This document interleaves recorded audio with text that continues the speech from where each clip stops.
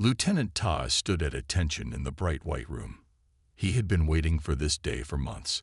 After 5 years of fighting the Vespid aliens, the Korean Space Defense Force had finally chosen him to receive a war cat.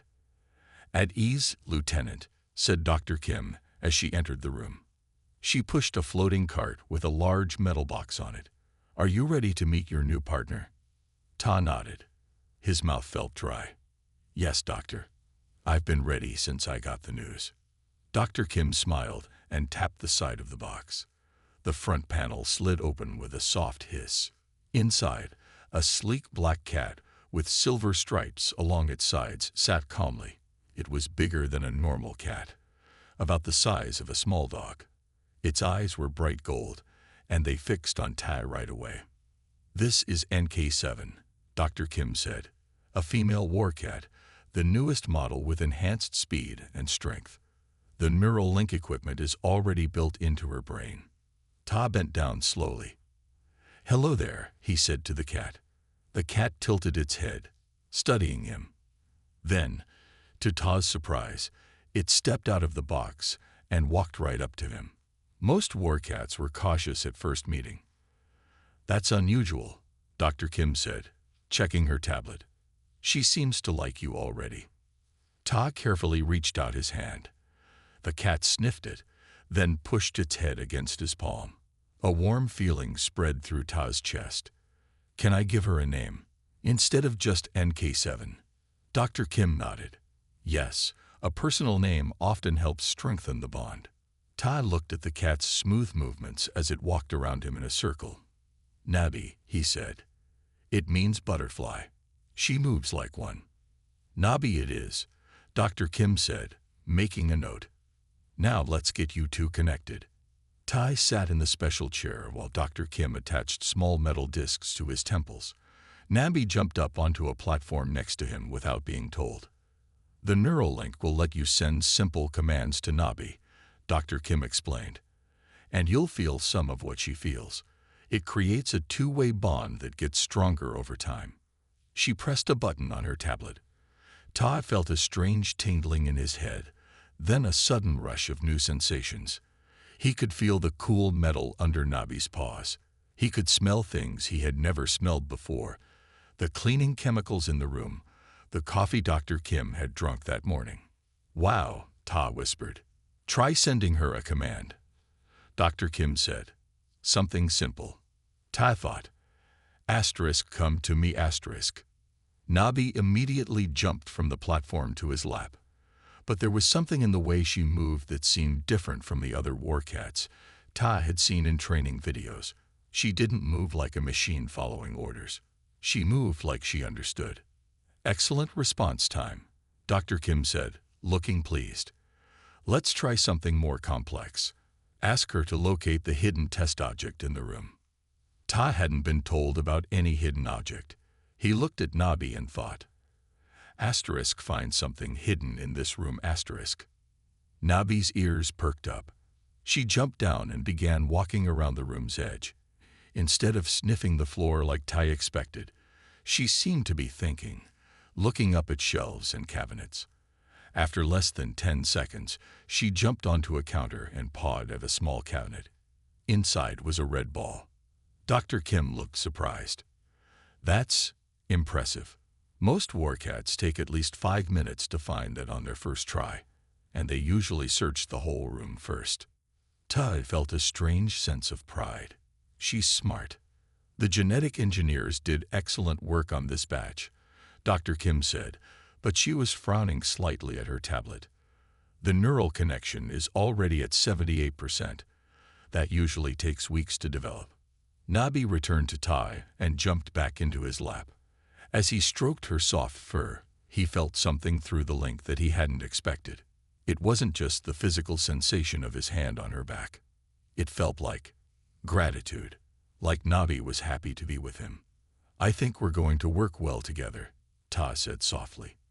Nabi looked up at him, and for just a moment, Ta could have sworn there was something almost human in those golden eyes. 3 weeks after receiving Nabi, Lieutenant Ta stood in the drop ship with 20 other soldiers. Each had their war cat beside them. Nabi sat calmly at Ta's feet, her silver stripes glowing faintly in the dim red light. "Final approach to landing zone Alpha," announced the pilot. "Vespid activity detected in Sector 6. Prepare for combat drop." Tai checked his rifle one last time. Through his neural link with Nabi, he could feel her muscles tensing, ready for action. Their training sessions had gone better than anyone expected. Nabi learned commands in half the time of other warcats. "You ready for this?" whispered Corporal Jin from beside him. Jin's warcat, a brown male called DK4, looked nervous compared to Nabi. "We're ready," Ta said. He sent a thought to Nabi.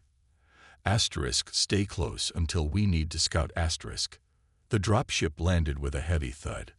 The doors slid open, and the smell of burnt metal and strange alien chemicals filled the air. The soldiers moved out in formation, warcats keeping pace beside them. Major Su's voice came through their helmet comms. "First squad, sweep north. Second squad with me to the comm tower. Lieutenant Tay, take your unit east and secure the supply depot."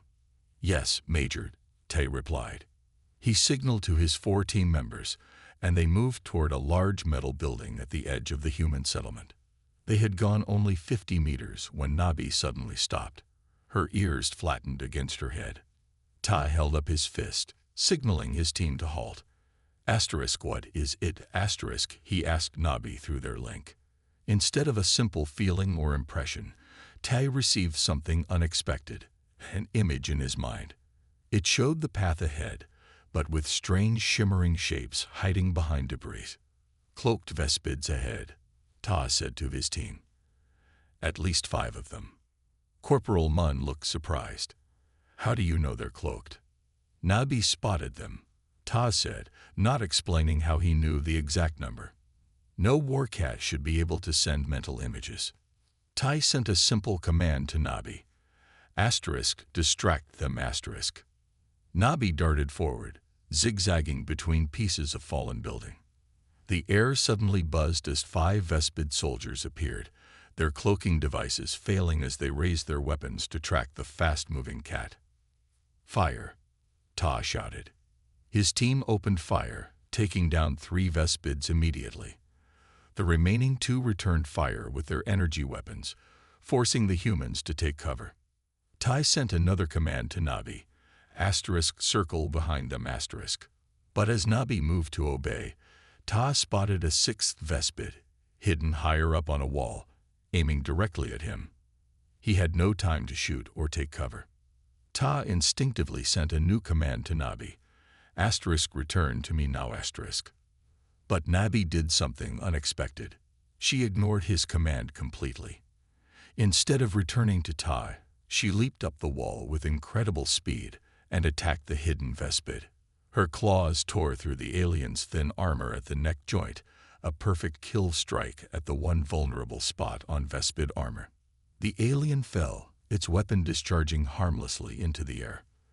The last remaining Vespid on the ground turned to flee, but Corporal Mun shot it in the back. "All clear," Mun reported. Nabi returned to Ta's side, looking up at him with those intelligent gold eyes. Tai was stunned.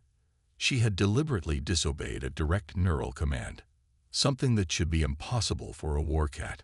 The neural link was designed to compel obedience. "That was amazing," said Private Lee, patting her rifle. "Your cat just saved your life, Lieutenant." "Yeah," Ta said slowly, staring at Nabi. "She did." As they continued toward the supply depot, Ta kept thinking about what had happened. Nabi had not only spotted a hidden enemy he had missed, but she had made a tactical decision on her own.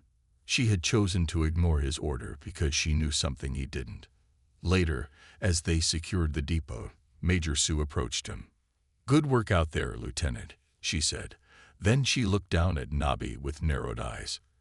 "Your after-action report says NK7 ignored a direct command." There was a delay in the neural link, Ta lied, not sure why he felt the need to protect Nabi. "She was already moving to attack the hidden Vespid when I sent the return command."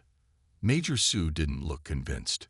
"Have the techs check your link when we return to base," She knelt down to look at Nabi more closely. These new models are impressive, but we need reliable equipment. After she walked away, Ty knelt beside Nabi. Asterisk, what are you? Asterisk, he thought, not expecting a real answer.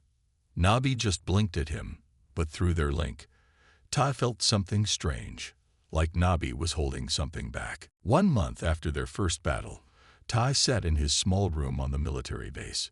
He watched Nabi as she lay on his bed, her tail moving slowly back and forth.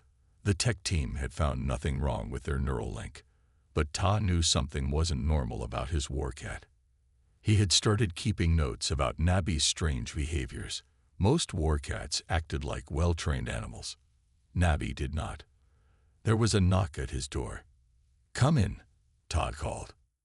Corporal Jin entered with a datapad. "I brought those old battle reports you asked for," he said. He looked at Nabi on the bed. "How's your special cat doing?" "She's fine," Ta said, taking the datapad. "Thanks for this." After Jin left, Ta began reading reports of past battles against the Vespids. He was looking for information about Captain Hana, a famous tactical officer who had died 2 years ago. Her battle plans had saved thousands of lives. Ta didn't notice that Nabi had moved until she was sitting next to him, her golden eyes fixed on the datapad screen. "What are you doing?" Ta asked her. Nabi just blinked at him. But Ta had learned to watch her closely. Her eyes were moving across the text on the screen, left to right, like she was reading. "Can you read this?" he asked, feeling foolish talking to a cat. Nabi stared at him for a long moment. Then, slowly, she raised her paw and placed it on the screen, directly over Captain Hana's name in the report. A cold feeling ran down Ta's spine. "Do you know her?" "Captain Hana." Nabi made a soft sound, almost like a human sigh. She jumped down from the bed and walked to the small table in the corner of the room. There, she knocked over a cup, spilling water onto the table's surface. "Hey!" Ta started to get up, but stopped when Nabi did something incredible.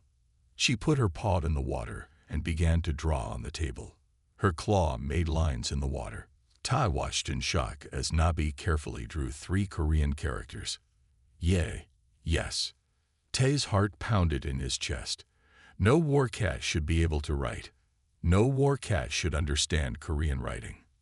No war cat should be able to answer questions. "What are you?"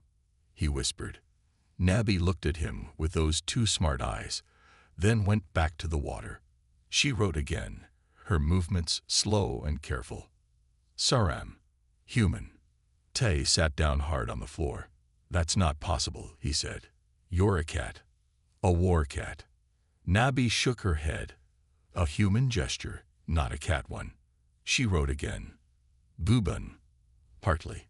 Before Tai could ask another question, the base alarm began to sound. A voice came over the speakers. "All combat units report to Hangar 3. Vespid attack in progress at Colony 7. Tai quickly grabbed his gear. He had 1,000 questions, but they would have to wait. He looked at Nabi, who was already by the door, ready for battle. "We're going to talk about this when we get back," he said to her. Nabi nodded, another human gesture that no cat should know. As they ran to the hangar, Tae's mind raced. If Nabi was partly human, how was that possible? And who was she? In the hangar, soldiers were quickly boarding dropships. Ta saw Major Su giving orders. When she noticed him, she waved him over. "Lieutenant Ta, your unit will secure the colony's power plant," she said. "These Vespids are targeting our energy sources." "Yes, Major," Ta replied. Major Su looked down at Nabi with a strange expression. "Your cat did well in the last battle. Very creative tactics." "Thank you, Major." "The General wants to see NK7's performance data after this mission," Major Su added. "He's very interested in her progress." Something in Major Su's tone made Tai uneasy. He glanced down at Nabi and saw she was staring at Major Su with unusual focus. On the dropship, Ta found a quiet corner and bent down to Nabi's level. I don't know what's going on, he whispered, but I will find out. And I will help you. Through their neural link, Ta felt a new emotion from Nabi. It wasn't the simple feelings he usually got: hunger, alertness, satisfaction. This was complex. It was hope. As the drop ship took off, Ta made a decision. When they returned from this battle, he would find out exactly what, or who, Nabi really was, no matter what it took. The battle at Colony 7 had been hard. Tai and his unit had fought for 6 hours to protect the power plant. Nabi had fought like never before, taking down 8 Vespids on her own. Her movements had been more than just animal instinct. They showed planning and understanding of battle tactics. Now, back at the base, Tai sat in Corporal Jin's small tech lab.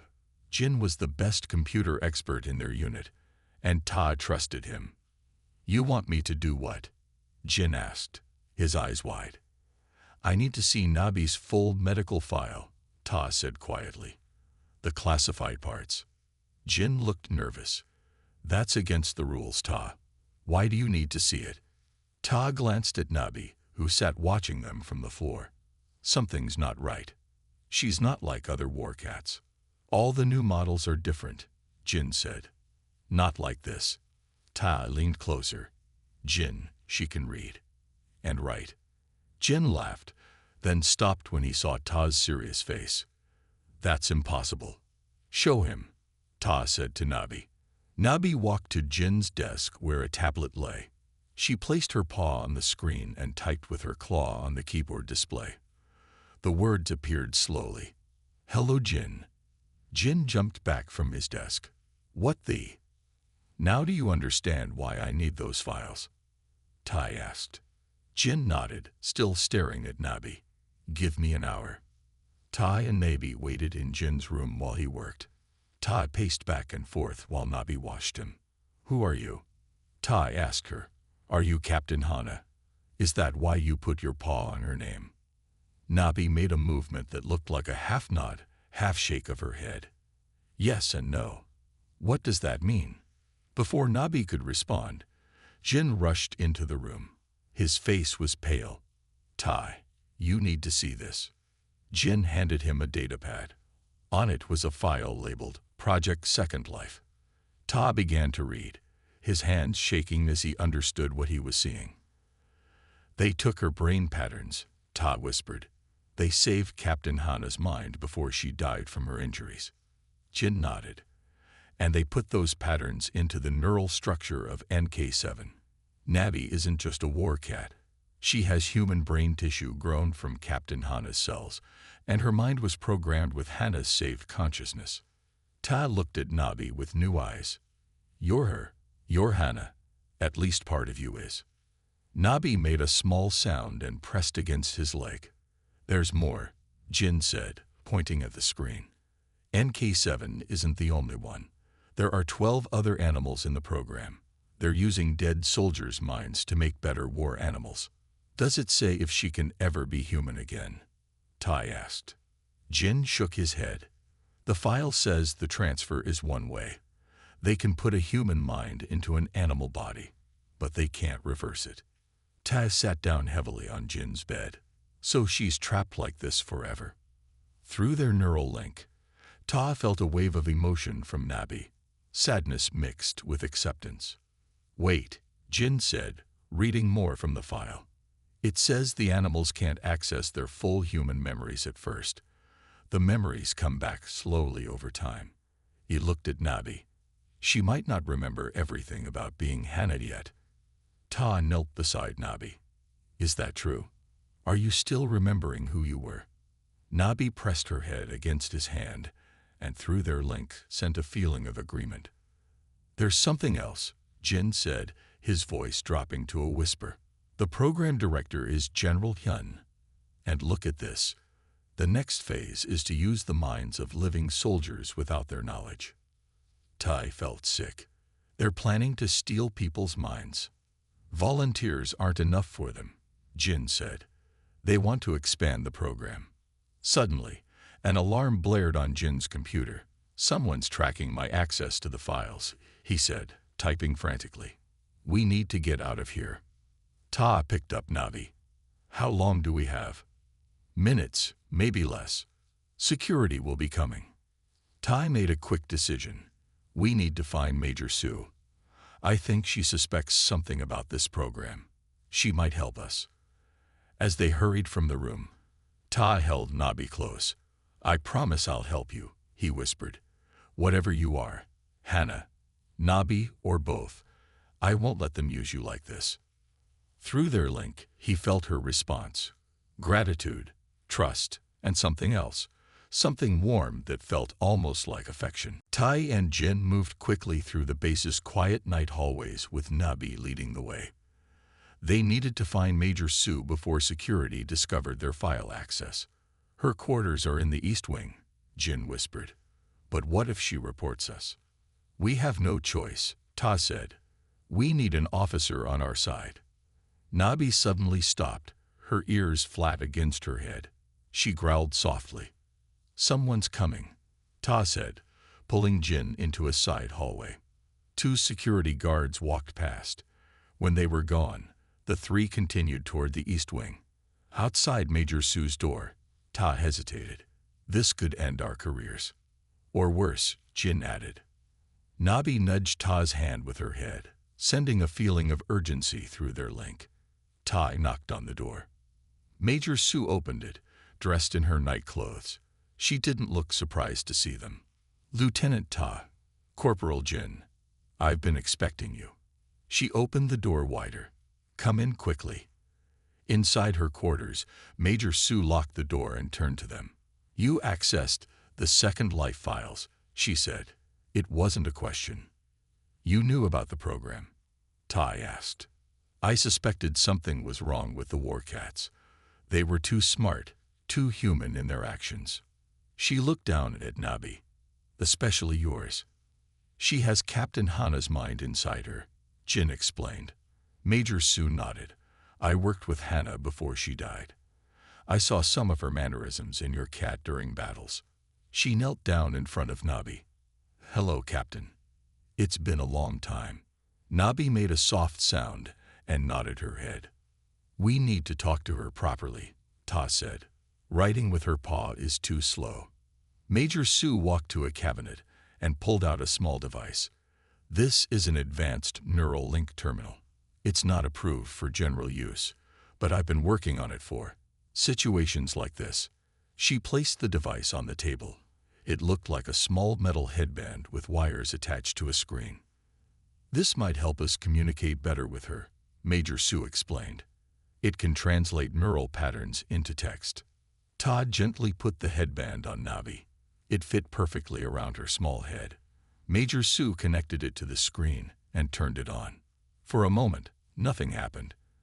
Then words appeared on the screen. Asterisk, can you hear me? This is strange asterisk. Ta gasped. It's working.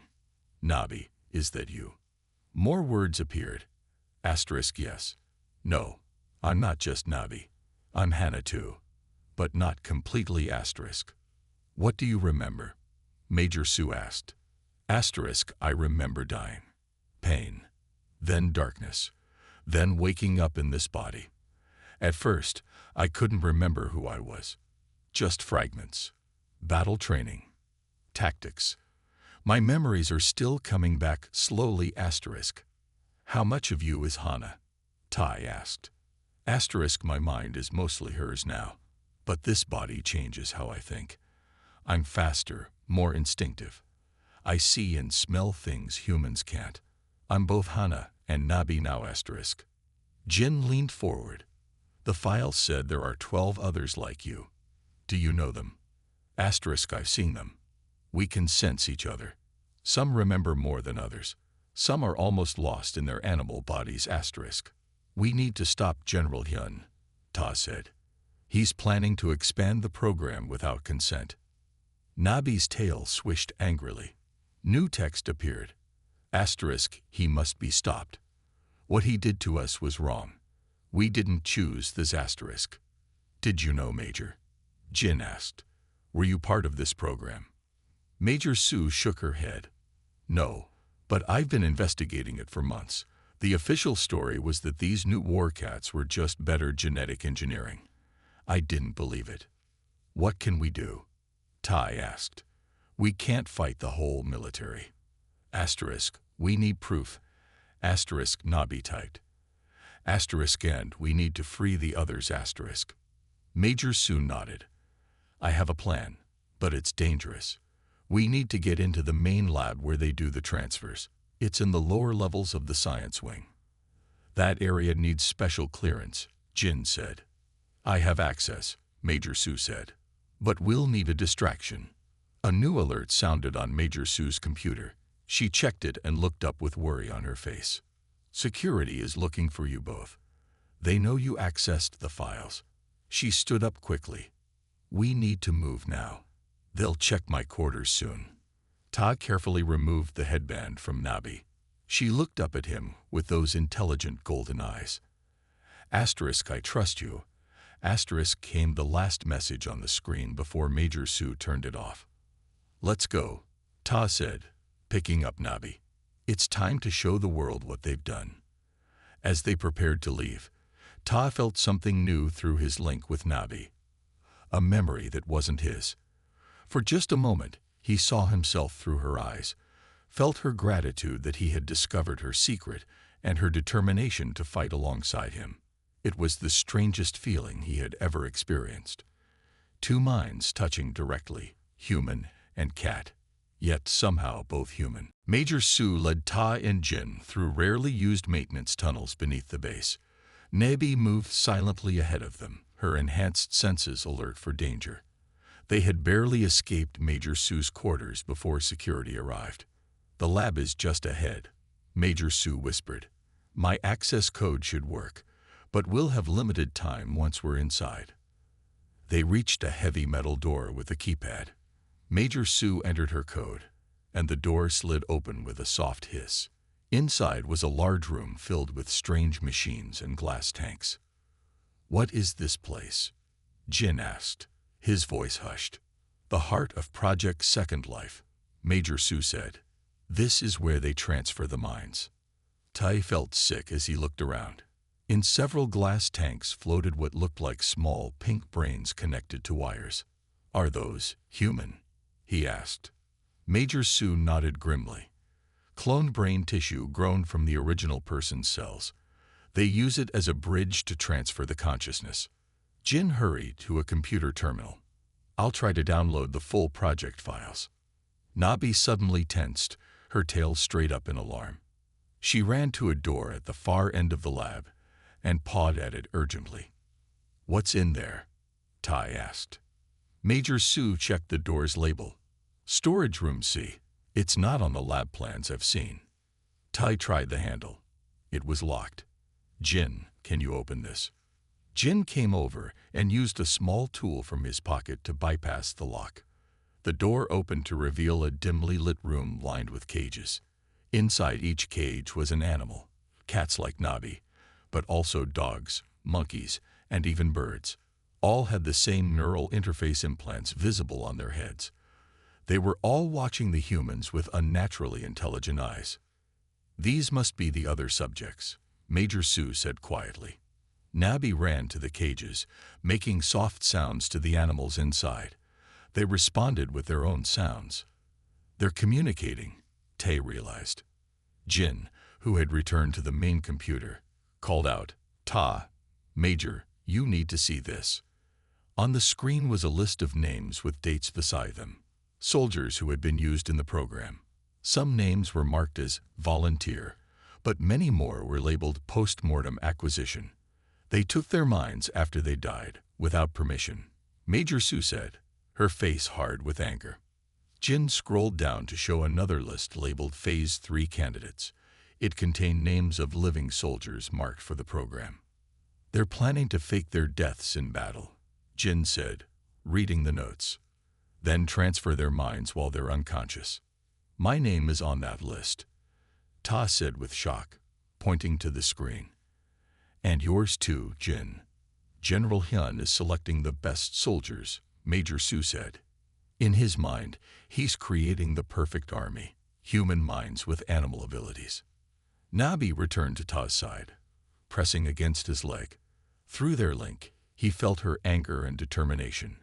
"We need to free them," Ta said, looking at the caged animals. "And we need proof to show the world," Jin added, connecting a small device to the computer. As Jin downloaded the files, Major Su used her access code to unlock the cages. One by one, the animals stepped out, gathering around Nabi. "How will we get them all out of the base?" Tai asked. "I have a transport ship ready in the small hangar," Major Su said. "It was part of my escape plan if my investigation was discovered." A sudden alarm blared throughout the lab. Red lights flashed on the walls. "They found us," Jin said, grabbing his device with the downloaded files. "We need to move now." As they prepared to leave, the main door to the lab opened. General Hyun stood there with 4 armed guards. "Major Su," he said calmly, "I always suspected you might be a problem." He looked at the freed animals. "And now you're stealing military property." "They're not property," Ta said angrily. "They're people. Soldiers you betrayed." General Hyun smiled coldly. "They're the future of warfare, Lieutenant. Human minds without human weaknesses. The perfect weapons." "We have proof of what you've done," Major Su said. "The whole project, including your plans to expand it without consent." The general's smile faded. "That information will never leave this room. Neither will any of you." He raised his hand to signal the guards to take aim. But Nabi and the other animals moved first. Nabi moved like lightning. She leaped at the first guard before he could even raise his weapon. The other animals followed her lead, each attacking with unnatural precision. A black dog knocked down the second guard while a small monkey jumped onto the third guard's head, covering his eyes. In the chaos, Ta grabbed the fourth guard's gun and pointed it at General Hyun. "Don't move," Tai ordered. The general stood still, but his face showed no fear. "You're making a mistake," he said. "We are at war with the Vespids. These animals are our best chance to win." "By stealing people's minds?" Jin asked, helping Major Su secure the guards. "By using our best soldiers more efficiently," General Hyun replied. "One soldier can die in battle. But with this technology, their mind can fight on in 5 different bodies." Nabi returned to Ta's side, her fur slightly ruffled from the fight, but otherwise unharmed. The other animals gathered around her like she was their leader. "We need to get to the ship," Major Su reminded them, checking her watch. "Security will send reinforcements soon." Todd kept his gun on the general. "What should we do with him?" "Take him with us," Major Su said. "He'll face trial for what he's done." As Jin tied the general's hands, a new alarm sounded throughout the base. A voice came over the speakers. "All personnel to battle stations. Vespid fleet detected in orbit. This is not a drill." "Repeat, this is not a drill." They all froze. "The Vespids have never attacked the main base before," Jin said. "They must have found our location," Major Su said, her face grim. General Hyun laughed. "Now you see the problem. Without these enhanced animals, we may not survive this attack." Through his neural link with Nabi, Ta felt her concern, not for herself, but for the base and all the people inside it. "He's right," Ta said reluctantly. "The warcats and other animals are our most effective weapons against the Vespids." Jin looked shocked. "Are you saying we should let this continue, after what we've seen?" "No," Ta said, "but we also can't let the base fall." He looked down at Nabi. "What do you think? It's your life at stake here." Major Su pulled out the neural translator device and placed it on Nabi's head. The screen lit up with her thoughts. "We will fight. Not for him, but for humanity. But we fight as soldiers, not as slaves. We choose this battle, *." The other animals made sounds of agreement. Major Su looked at Ta. "It should be their choice." Ta nodded. "If they want to fight, we should let them." "And after the battle?" Jin asked. "What then?" "After the battle. We want freedom." Nabi's words appeared on the screen. Asterisk and no more unwilling transfers. Those who choose this life can take it. Those who don't should not be forced asterisk. General Hun scoffed. You want to give rights to animals. They're not just animals, Ta said firmly. They're people in animal bodies. Our comrades. Another message from Nabi appeared. Asterisk, I would not choose to be human again if I could. This body gives me abilities I never had before, but I want the right to choose my own path asterisk. The building shook as something exploded nearby. The Vespid attack had begun. We need to decide now, Major Su said urgently. Ta looked at the general, then at Nabi and the other animals. Then he made his decision. Release the general. We'll need him to coordinate the defense. Ta's voice was firm. But Jin keeps the evidence safe. After the battle, everything comes to light. Jin looked uncertain. Can we trust him? No, Ta said. But we can watch him. He turned to General Yun. You get your army for this battle. But afterward, the program becomes voluntary. And these soldiers, he gestured to the animals, get their freedom and rights. General Hyun's face was hard, but he nodded, agreed. For now. As they prepared to head to the command center, Nabi brushed against Ta's leg. Through their link, he felt her approval of his decision, but also her determination that things would change after this day. Ta knelt beside her. We'll fight together, he promised. And when this is over, I'll make sure you get the respect you deserve. Asterisk, all of us asterisk, she replied through the translator. Asterisk, not just me. All of us deserve to be seen as what we truly are asterisk. What are you? Tai asked softly.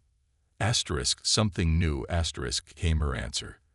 Asterisk, neither fully human nor fully animal, but completely alive asterisk. The command center was in chaos as Ta, Major Su, Jin, and General Hyun arrived with Nabi and the other hybrid animals.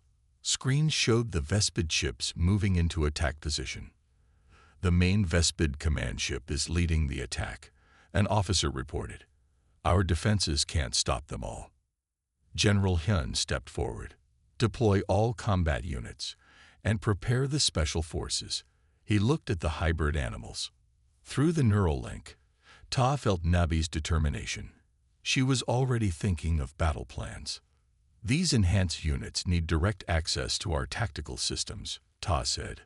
They aren't just weapons. They're soldiers with strategic minds. General Hyun hesitated, then nodded. Do it. Jin quickly set up connections for all the hybrid animals to access the tactical displays. Nabi jumped onto the main console, her eyes focused on the battle map. Through his link with her, Ta felt something new, memories from her past life. As Captain Hana, battle strategies, tactics, and years of military experience flowed into his mind. I can see what she's thinking, Ta said with amazement. She sees a weakness in the Vespid formation. Major Su looked at the display. The command ship is protected, but there's a small gap in their defense pattern. A gap too small for our ships to exploit, General Hun said. Nabi turned to the other hybrid animals. They seemed to communicate silently among themselves. Then she returned to the translator device. Asterisk, we can get through. A small team. Target their central communication node. My memories as Hana show it's their weakness asterisk. That's a suicide mission, Major Su said. Even for enhanced animals. Asterisk, not with the right plan. Asterisk, Nabi replied. Asterisk, and not alone asterisk. She looked directly at Ta. You want me to go with you? Tai asked. Asterisk, our neural link gives us an advantage. We can coordinate perfectly. No delays. No mistakes asterisk. Ta nodded without hesitation. I'll go. Within 20 minutes, Tai was in a small scout ship with Nabi and 3 other hybrid animals, a dog, a monkey, and a hawk. Each wore special combat gear designed for their bodies. Remember, hit the communication node and get out. Major Su's voice came through the radio. We'll create a diversion to draw their fire. As their ship approached the massive Vespid command vessel, Tai felt strangely calm. Through his link with Nabi, their minds worked almost as one, soldier and tactician combined. The small ship slipped through the gap in the Vespid defenses, while the main human fleet engaged the enemy from the front. They landed in a maintenance bay that Nabi had identified from old battle records. "Let's move," Ta said, checking his weapon. The hybrid animals moved with incredible coordination. The dog hybrid tracked enemy movements by scent. The monkey moved through tight spaces to bypass security systems. The hawk scouted ahead in the high ceilings of the alien ship, and Nabi led them all, her movements precise and deadly when they encountered Vespid guards. Through their enhanced link, Tai and Nabi communicated instantly, without words. It was like having two brains working on the same problem. One human, one a unique blend of human and feline. When they reached the communication node, a large chamber filled with pulsing organic technology, they faced 6 Vespid elite guards. "We need 3 minutes to plant the explosives," Ta said. Nabi nodded and signaled to the other hybrids. They attacked as one, moving so fast that the Vespids couldn't track them all. The battle was fierce but quick. The hybrid animals fought with both animal instinct and human strategy, a combination the Vespids had never faced before. Ta set the explosives while the hybrids held off the enemy. When the last charge was placed, he shouted, "Time to go." They fought their way back to their ship as the first explosions rocked the Vespid vessel. The command ship systems began to fail, leaving the rest of the Vespid fleet in disarray. The human fleet pressed their advantage, and for the first time, it looked like the Vespids might actually retreat. 3 days later, with the Vespid threat pushed back, Ta stood beside Nabi in the main conference room of Earth's central government. Jin had released all the evidence about Project Second Life to the public. The room was filled with officials and military leaders, including General Hyun under guard. Major Su presented their case.